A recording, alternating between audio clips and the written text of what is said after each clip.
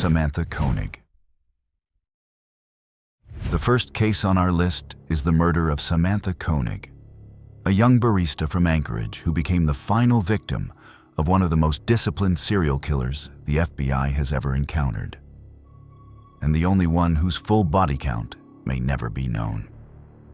Samantha Tesla Koenig was 18 years old, working a closing shift at a small drive-through coffee kiosk called Common Grounds Espresso on Tudor Road in Anchorage, Alaska. She was described in CBS News coverage as having a vibrant personality and a love for animals, music, and photography. She wanted to either work with animals one day or become a Navy nurse. On the night of the 1st of February 2012, around 8 in the evening, an Anchorage construction business owner named Israel Keys walked up to the kiosk. He pointed a gun at her, forced her into a white pickup truck parked across the street, and drove her to a tool shed at his Anchorage home. According to the FBI's official case file, he confined her there and ended her life early the next morning. He then boarded a pre-booked Caribbean cruise the following day. How does a man who has just committed a murder calmly fly out of state on holiday? The answer, in this case, was that Israel Keys was not new to this. He had been doing it for years across the entire United States. After he came back from the cruise, he did something that still sits among the most disturbing details ever recorded in an American serial homicide case. He sewed Koenig's eyes open to make her appear alive, propped her up with a current local newspaper to fake a proof of life photograph, and used it to demand a $30,000 ransom from her family. He texted her family directly and pointed them to a dog park where he had hidden the note. Then he drove her remains 35 miles north to Matanuska Lake, drilled holes in the ice over the course of 3 separate ice fishing trips, and dumped what was left. Anchorage Assistant U.S. Attorney Frank Russo later asked Keys whether he had caught any actual fish during those disposal trips. According to CBS News, Keys said he had, and that he had taken them home and eaten them. The investigation broke when Keys started using Koenig's debit card at ATMs across the southwestern United States. A Texas state trooper near Lufkin spotted his rented white Ford Focus on the 13th of March 2012 and pulled him over. Inside the car, officers found Koenig's ID, her debit card, her phone, a gun, and a disguise that matched ATM camera footage. Keys was extradited to Anchorage.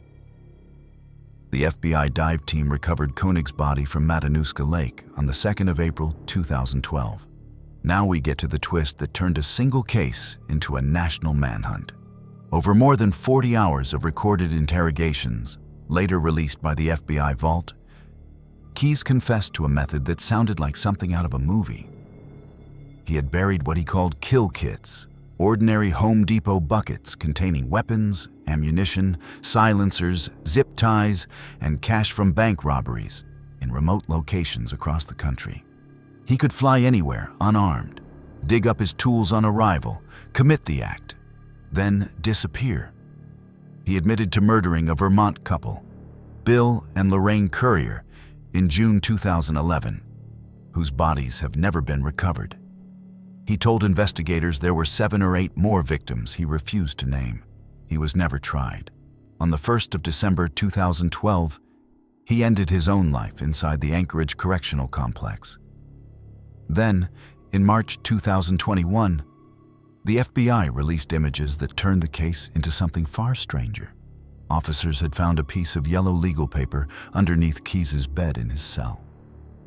On it were drawings of 11 skulls and a pentagram, drawn in his own blood. Special Agent Catherine Nelson told CBS News that the drawings indicated there were 7 additional victims that authorities have still not identified. The FBI continues to ask the public for tips. As of 2026, Special Agent Jolene Godin remains the lead case agent. While Samantha's killer was caught by a debit card, the next case in Anchorage took years to solve, and the killer was acquitted of his first murder by 12 jurors who decided the evidence was not enough. Della Brown and Mindy Schloss. The next case shows how a man can stand in court Hear a jury say not guilty, walk free, and within a few short years take another life in almost exactly the same way. Della Brown was a 33-year-old Alaska Native woman from Anchorage. Mindy Schloss was a 52-year-old public health nurse practitioner who worked in Fairbanks and lived in the Sand Lake neighborhood of Anchorage. The two women lived in different worlds, but they had one thing in common. Both lived close enough to a man named Joshua Allen Wade for him to find them. Joshua Wade was born in 1980 in Great Falls, Montana, and moved to Anchorage as a small child. He had a difficult childhood.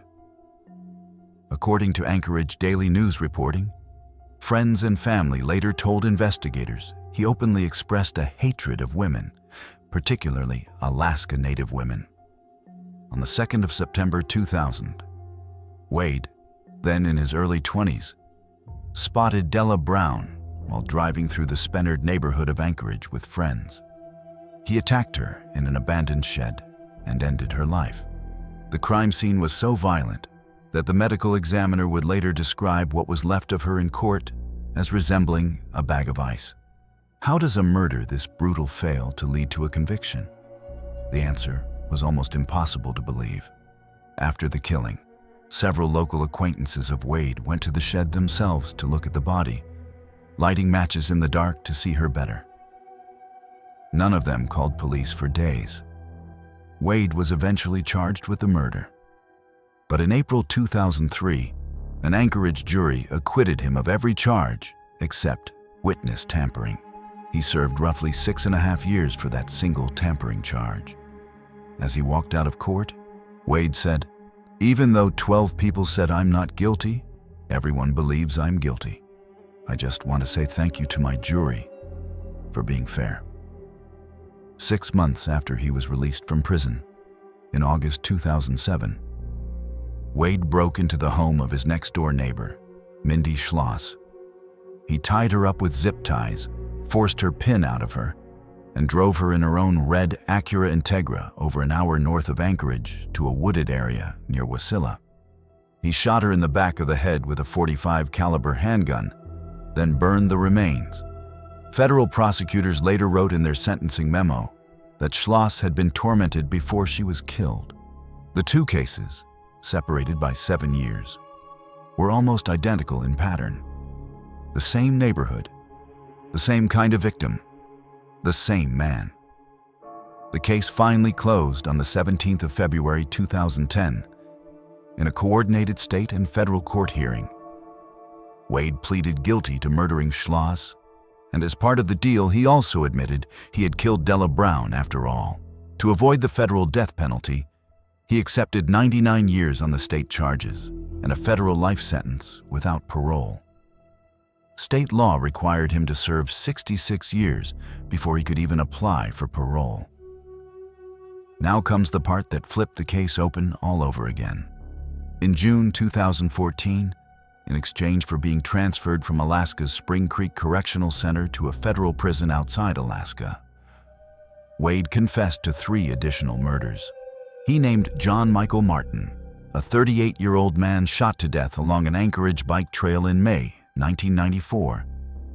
When Wade himself had been just a teenager, he named Henry Ongtawazruk, a man shot in a Kinnick Fairview motel room in December 1999.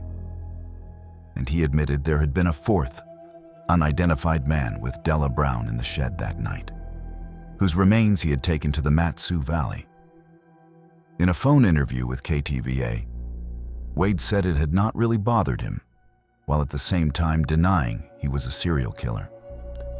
Wade's own ending came on the 14th of June 2024.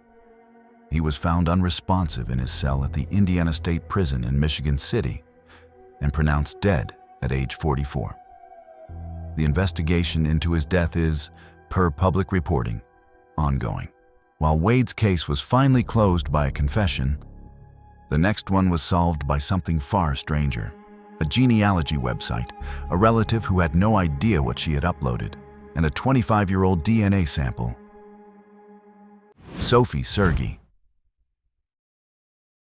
The next case stayed cold for 25 years, And the break came not from a tip or witness, but from a stranger who had voluntarily uploaded her own DNA to a public family tree website without ever knowing what was hidden inside it. Sophie Sergey was a 20-year-old Yupik woman from Pitka's Point, a small native village in western Alaska. She had taken a semester off from the University of Alaska Fairbanks. In April 1993, she returned to campus only briefly for an orthodontics appointment and stayed with friends in Bartlett Hall, a co-ed dormitory. In the early hours of the 26th of April, 1993, Sophie left her friend's second-floor room to smoke a cigarette in the women's bathroom on the same floor. She never came back. The next afternoon, her body was found curled in a fetal position inside a bathtub. Per the Alaska Department of Law's later filings, evidence showed Sophie had been seriously harmed, attacked with a sharp object, and shot at close range in the back of the head with a .22 caliber firearm. All of this had taken place during finals week, in a busy campus bathroom separated from active student life by only a stall door. How does a violent murder happen inside a student dormitory and stay completely unsolved for a quarter of a century? The answer was that there were no eyewitnesses, no confession, and the DNA the Alaska State Crime Lab had recovered did not match anyone in the FBI's CODIS database. Detectives interviewed friends. They interviewed dorm residents. The case slowly went cold. Year after year went by with no movement. That changed in 2018. The previous year, California investigators had used a new forensic technique called genetic genealogy to identify the Golden State Killer, Joseph DeAngelo. Alaska State Troopers became the first Alaska agency to try the same approach. They submitted the unknown DNA from Sophie's case to a public family tree platform called GED Match. The hit was extraordinary. The unknown DNA shared roughly 23% of its genome with a single user on the platform, a woman who had voluntarily uploaded her own information. A forensic genealogist began building out the family tree using public records, working backwards through generations until the search narrowed in on one specific man. His name was Stephen Harris Downs. In 1993, he had been a freshman at the University of Alaska Fairbanks, living in Bartlett Hall, one floor directly above the bathroom where Sophie had been found. If you have made it this far and you enjoy content like this, take a second to subscribe and turn on notifications, because the cases coming up next include a stripper, a hidden memory card, and a wrongful conviction that cost the state of Alaska millions. In February 2019, Stephen Downs was arrested at his home in Auburn, Maine, where he had been living and working as a nurse. Confirmation DNA matched the 1993 sample directly. Downs initially denied that he had ever met Sophie. He fought extradition, but lost. Police also seized a .22 caliber revolver from his home. He told them he had purchased it from a magazine ad in Maine in 2015. The Alaska State Crime Lab firearms analyst testified later that the weapon could not be excluded as the murder weapon, but also could not be definitively identified as such. After a 3-week trial in Fairbanks Superior Court under Judge Thomas Temple, the jury deliberated for around 20 hours over 4 days. On the 10th of February 2022, they returned a guilty verdict on first-degree murder and first-degree sexual assault. On the 26th of September 2022, Judge Temple sentenced Downs to 75 years in prison, with mandatory lifetime sex offender registration. Downs has never confessed and continues to maintain his innocence. The case is not finished even now. On the 21st of April 2025, the Alaska Court of Appeals heard oral arguments on Downs' appeal. His public defender argued that the warrantless search of GEDmatch violated his constitutional privacy rights and the rights of his unsuspecting relatives. A ruling is still pending as of mid-2026. While Sophie's case was solved by a database, the next one was solved by a letter that was written before the murder ever happened. Kent Lepink. The next case is one of the strangest in Alaska's history. A fisherman shot dead, a woman engaged to 3 men at the same time, and a letter the victim had sealed away to be opened only if something fishy happened to him. Kent Lepink was a 36-year-old fisherman who had worked the family fishing business out of Anchorage. On the 2nd of May, 1996, his body was found on a deserted trail in Hope, Alaska, around 90 miles south of Anchorage. He had been shot 3 times, including in the back, the stomach, and the face, with a .44 caliber Desert Eagle. At the center of the investigation was a 23-year-old woman named Michelle K. Hughes, who would later become known by her married name, Michelle Linehan. At the time of the killing, Michelle was working as an exotic dancer at the Great Alaskan Bush Company in Anchorage. She was, according to the prosecution, simultaneously engaged to 3 different men: Kent Lepink, John Carlin III, and Scott Hilke. Carlin shared an apartment with Michelle and Lepink. How does someone end up in 3 engagements at once without anyone noticing? The answer is that none of the 3 men knew about the others. The prosecution's theory at trial was that Michelle and Carlin had lured Lepink down to Hope by sending him fabricated emails claiming Michelle was holed up in a cabin that did not actually exist. The motive, on paper, was a $1 million life insurance policy that named Michelle as the beneficiary. There was just one problem with that motive. Days before he died, Lepink had quietly removed Michelle as the beneficiary and replaced her with his parents. Michelle had no idea. Carlin's son, who had been a minor at the time of the killing and could not legally be interviewed back in 1996, came forward years later as an adult. He testified that he had seen his father and Michelle washing the murder weapon in a sink with bleach. Now we come to the detail that put the case into headlines around the world.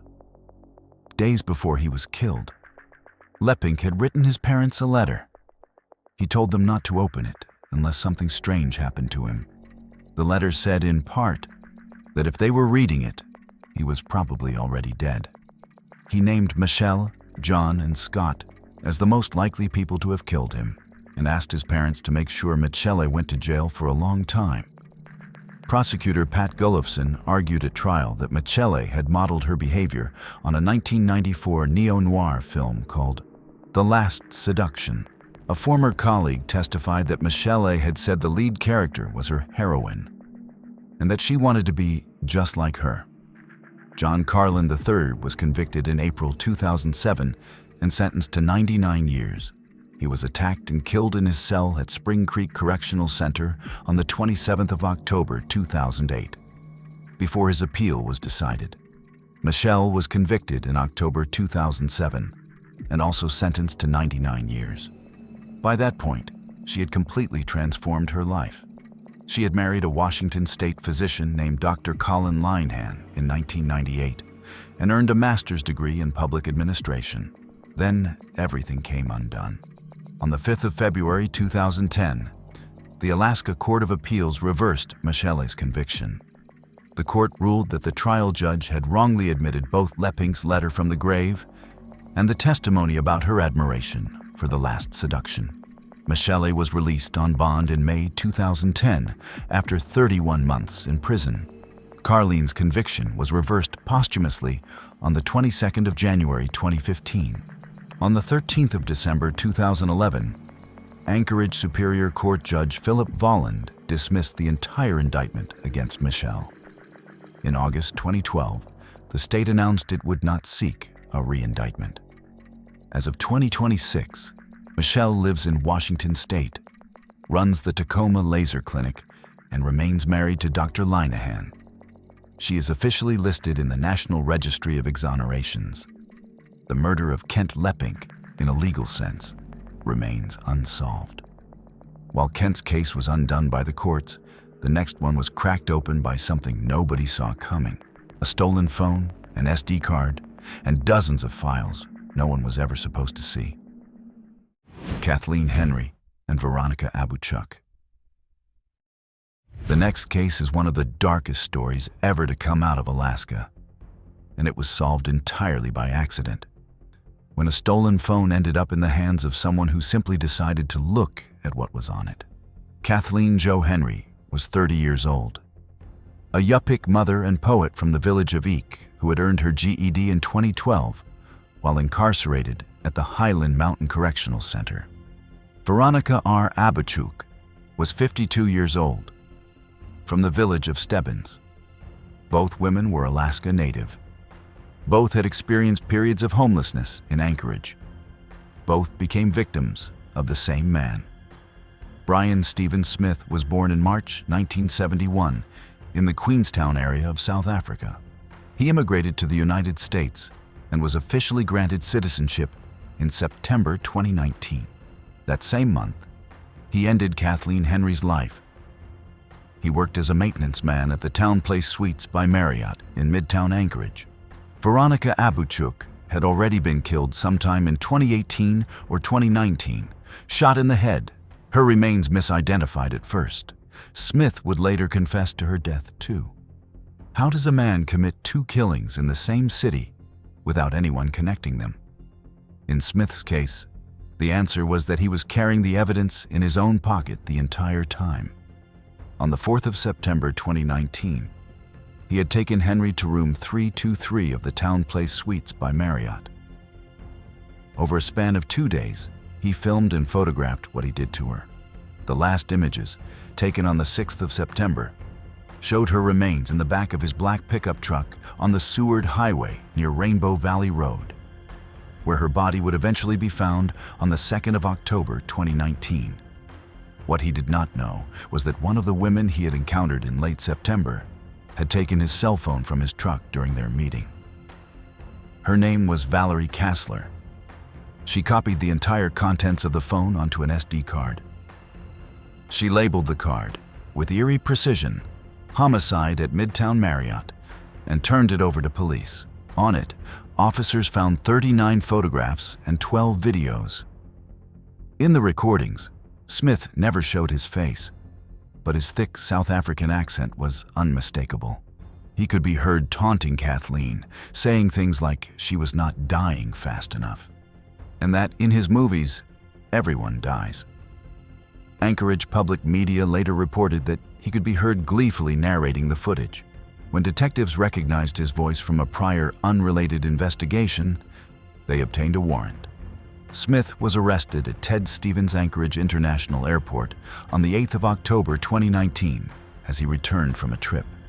During his interrogation, he confessed to also killing Veronica Abuchuk. After a 3-week trial under Anchorage Superior Court Judge Kevin Saxby, the jury deliberated for less than 2 hours.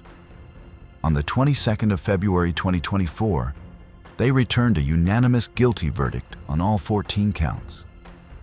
They also returned a finding of substantial physical torture as an aggravating factor in Kathleen's case. On the 12th of July 2024, Judge Saxby sentenced Smith to 226 years, exactly matching the prosecution's recommendation. Saxby called the killings the stuff of nightmares. Prosecutor Brittany Dunlop told the court that as long as she had been doing this work, she still believed most people were good and that there were very few truly evil humans in the world. She said Smith was one of them. Now we come to the twist, because the case did not close with the sentencing. At the July 2024 hearing, prosecutors released photographs and a forensic artist's sketch of an unidentified Native woman found on a separate phone seized from Smith back in 2019. The woman appeared dead or unconscious in the images. Smith had told detectives he had been with her, but had left her alive. The family of Cassandra Lee Boskovsky, a 38-year-old Alaska Native woman from the Kodiak area last heard from in summer 2019, recognized her butterfly tattoo. They demanded action. In September 2024, an Anchorage jury at a presumptive death hearing officially declared Cassandra Boskovsky dead, ruling she had been a homicide victim of Brian Smith. Police have never charged Smith with her death. Her remains have never been recovered. While Brian Smith's case was finally closed by a stolen memory card, the next one stayed cold for over a decade until a single match in a national database connected an Alaska teenager to a man already sitting inside a prison cell on the other side of the country. Bonnie Craig. Bonnie Craig was 18 years old, a freshman at the University of Alaska Anchorage, and the daughter of a woman named Karen Foster. 2 days a week, she walked roughly 45 minutes through pre-dawn Anchorage darkness to catch a bus to her 7 in the morning English class. On the 28th of September 1994, Bonnie left home around 5 in the morning. A neighbor saw her walking down the street at 5:20. Another witness reported seeing her at the bus stop about an hour later. She never arrived at her class. Later that day, a hiker found her body submerged in McHugh Creek, off the Seward Highway, around 10 miles from the bus stop. The medical examiner initially ruled the death a drowning and floated a hiking accident theory. That theory might have closed the file forever. Except for one thing. Karen Foster was a volunteer reserve officer with the Anchorage Police Department. When she examined her daughter's body, she noticed defensive wounds on her hands and pushed back against the original ruling. How does a daughter who walks to a bus stop end up 10 miles away in a creek? The answer was that Bonnie had not drowned. She had been seriously harmed and left there. Prosecutor Paul Miovas would later argue at trial that the killer had pushed Bonnie off a cliff, that she had struck a rocky ledge below, and that he climbed down to deliver the final injuries. The single most important piece of physical evidence was a leaf with her blood on it, found above the cliff edge, not below. That meant she had been bleeding before she went over the side. The investigation collected a DNA sample from Bonnie's body. Her name was uploaded into the FBI's Combined DNA Index System, known as CODIS. There was no match. The case quietly slipped into cold storage. Karen waited. Years turned into more than a decade.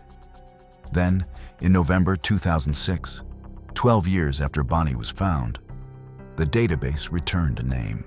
The match was to a 36-year-old man named Kenneth Dion. He was already sitting inside a prison cell at the New Hampshire State Prison, serving time for a string of armed robberies. The investigation file then revealed something that made the cold case feel even worse. In 1994, Dion had been on probation in Alaska. He had been released from custody only months before Bonnie's murder. The man who had taken her life had been free in her city the entire time. He was indicted in May 2007. What Karen Foster did next would change the law in Alaska. Within 12 days of Dion's indictment, Karen had pushed lawmakers to fold what came to be called the Bonnie Craig Amendments into a state crime bill. The amendments required the state to collect a DNA sample at the moment a person was arrested for a felony, rather than waiting until they were convicted. Alaska became the 7th state in the country to pass such a law. As of 2026, more than 30 other states have followed.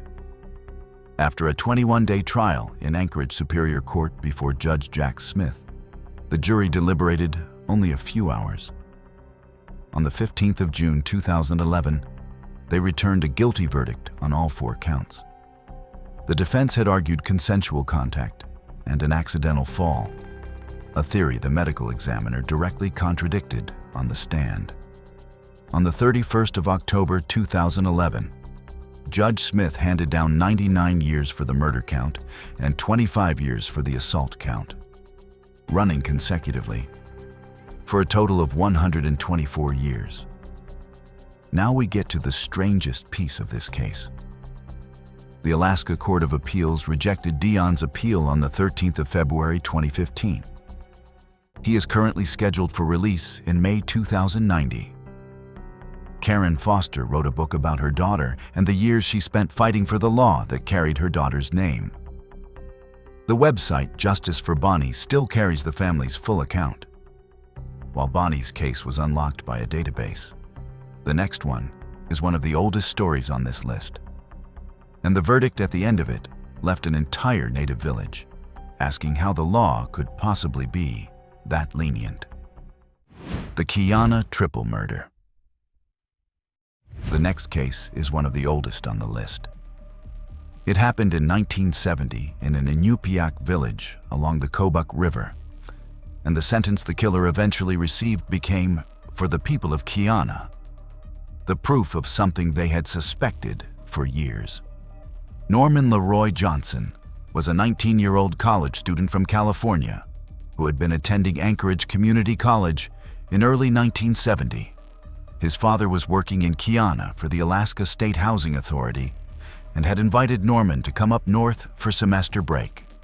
While he was in the village, his father arranged for him to join a caribou hunt with 3 local Inupiaq men. The men's names were Freddie Jackson, Clarence Arnold, and Oscar Henry. Each of them was experienced on the land. None of them had any reason to expect what was about to happen. According to the Alaska Supreme Court's 1973 opinion, Norman and Freddie left Kiana on snowmobile and rode roughly 70 miles upriver on the Kobuk to the camp. The other 2 men were already there. The next day, while the group was processing a pregnant caribou, Norman became disturbed at the sight of the unborn calf. He believed, or convinced himself he believed, that the men were mocking him in their native language. What happened that night is the part of the case that has been told and retold across Northwest Alaska for more than 50 years. How does a hunting trip turn into a triple homicide? The answer was that, according to Norman's later confession to Alaska State Troopers, he simply waited. He waited until the 3 men had gone to sleep inside the tent. He stepped outside, retrieved his rifle, and opened fire through the canvas. Bullets came from outside. Freddie Jackson tried to escape through the front of the tent and was shot as he came through the opening. All 3 men were hit multiple times. Norman then went back inside, changed into warmer clothing, tried and failed to start one of the snowmobiles, and walked all night down the frozen Kobuk River toward Kiana. The investigation began on the 25th of January, 1970.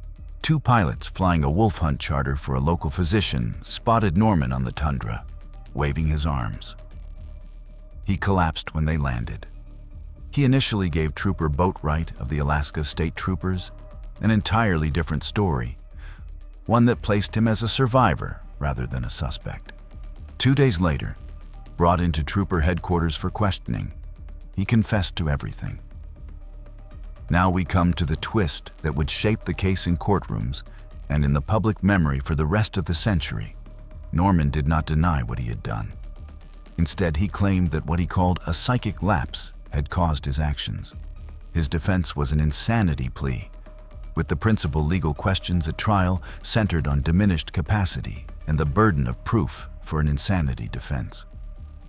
Following a non-jury trial in Alaska Superior Court, Norman was convicted on 3 counts of second-degree murder. The judge sentenced him to a total of only 4 years for the deaths of 3 men. The Alaska Supreme Court upheld the conviction in 1973. That sentence is the part of the story Inupiaq leaders and the people of Kiana have continued to point to. A 4-year sentence for 3 lives. The Anchorage Daily News review of the book Alaska's Deadly Dozen described the case in 2021 as evidence Kiana residents justifiably offered as proof that Native lives are devalued in Alaska's criminal justice system, a problem that persists.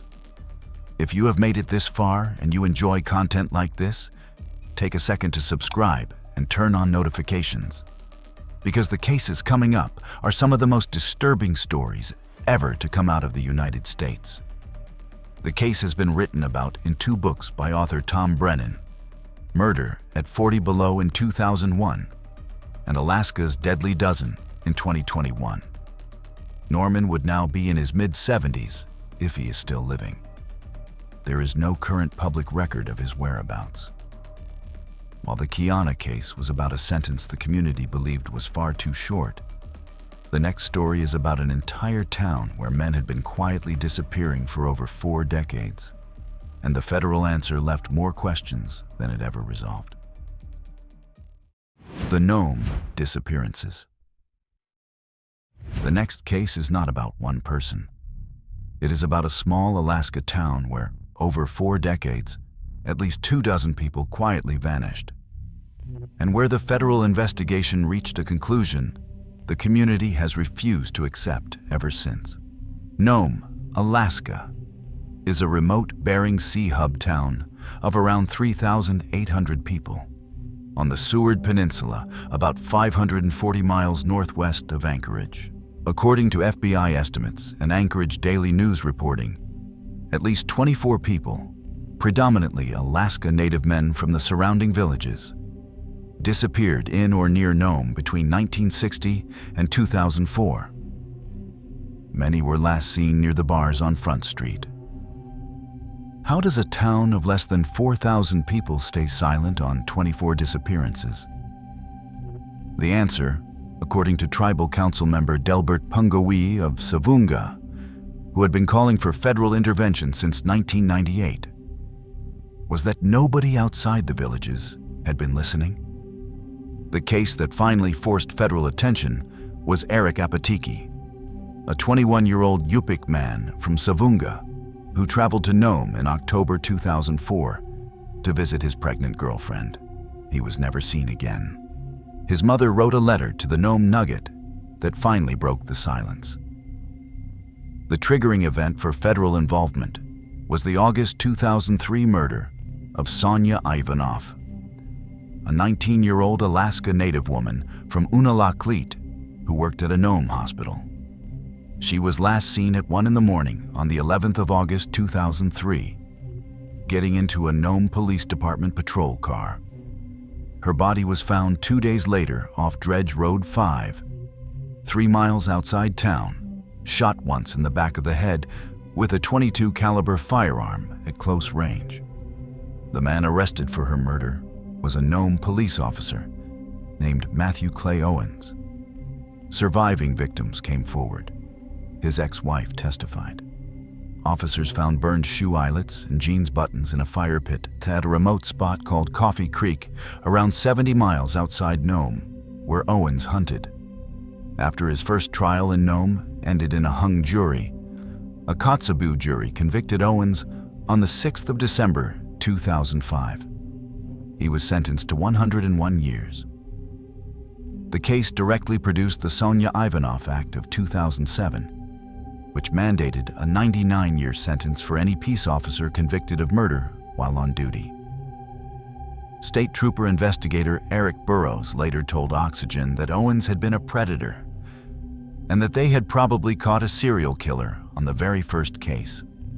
Following the Ivanov murder, in summer 2005, U.S. Attorney for Alaska Tim Burgess, the Alaska Department of Public Safety Commissioner, and the FBI's Behavioral Analysis Unit from Quantico arrived in Nome.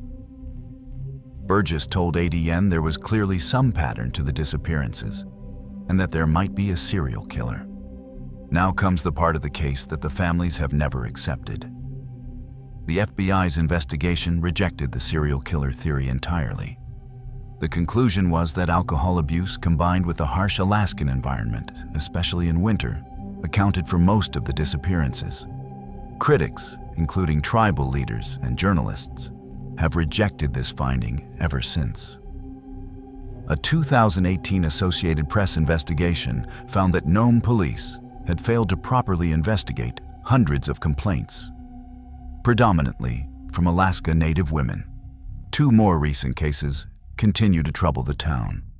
Joseph Balderas, a 36-year-old law school graduate working as a law clerk at the Nome 2nd District Court, was last seen leaving his job on the 24th of June 2016. His unlocked truck was found at mile 44 of the Nome Council Highway.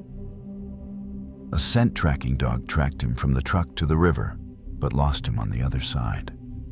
Florence Helen Okpialuk, a 33-year-old Inupiaq mother from the village of Wales, was last seen on West Beach in Nome on the 31st of August, 2020. Her shoes, socks, and jacket were left behind in a miner's tent. She has never been found. A Change.org petition launched in 2024 demands an independent FBI investigation into both cases, while Nome's stories remain unresolved. The next case begins with a wrongful arrest, ends in the largest civil rights settlement in Fairbanks history, and exposes a wrongful conviction that lasted for almost 2 decades. The Fairbanks Four. The final case on this list is the one that broke an entire city's faith in its police department. 4 Indigenous men, the wrongful murder convictions that took 18 years of their lives, and a settlement so large it set a new ceiling for civil rights cases in Alaska. In October 1997, a Fairbanks teenager named John Hartman was attacked near the intersection of 9th Avenue and Barnett Street in downtown Fairbanks. He did not survive the injuries. The Fairbanks Police Department needed an arrest fast. Within days, they had 4 men in custody. The 4 men became known as the Fairbanks Four.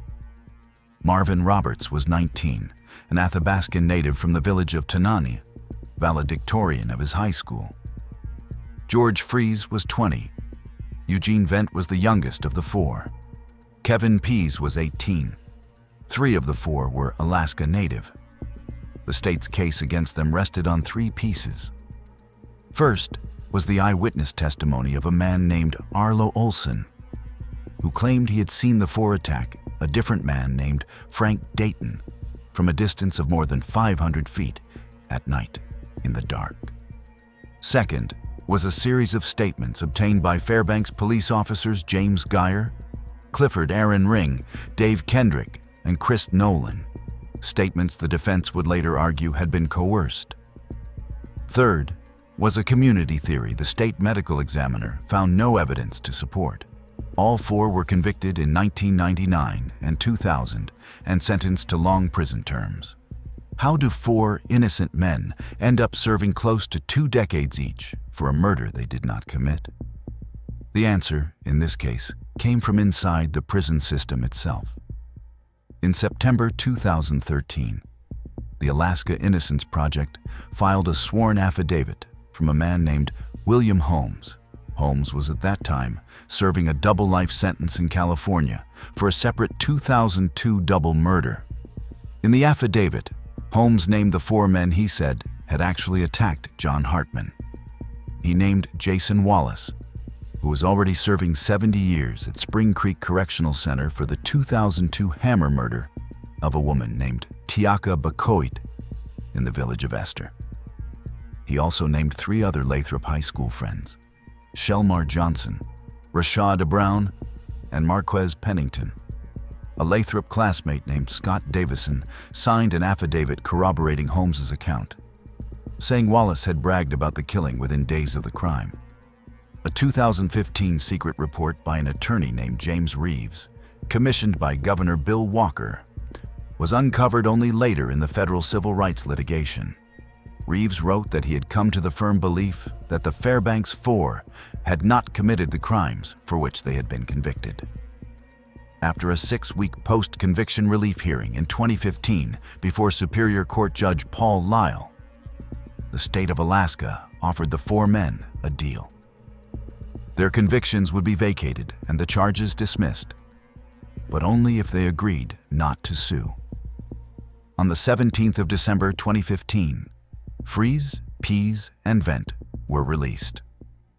Roberts had already been paroled earlier that year. Each of the 4 had served at least 15 years. Marvin Roberts had served nearly 18. Now we get to the part of the case that finally brought the Fairbanks Police Department to court. In 2017, the 4 men sued the city of Fairbanks and the 4 officers in federal court, arguing that the no-sue agreement had been coerced. In January 2024, U.S. District Court Judge Sharon Gleason ruled that the enforcement of the agreement would disserve the public interest, and the lawsuit was allowed to move forward. In 2023, Freeze, Pease, and Vent each settled for $1.5 million. Then, on the 25th of March 2025, Marvin Roberts settled for $11.5 million, the largest civil rights settlement in Fairbanks history. His attorney, Nick Brewston, called the result a complete vindication of Marvin Roberts' innocence and proof of unprecedented police, prosecutorial, and government misconduct.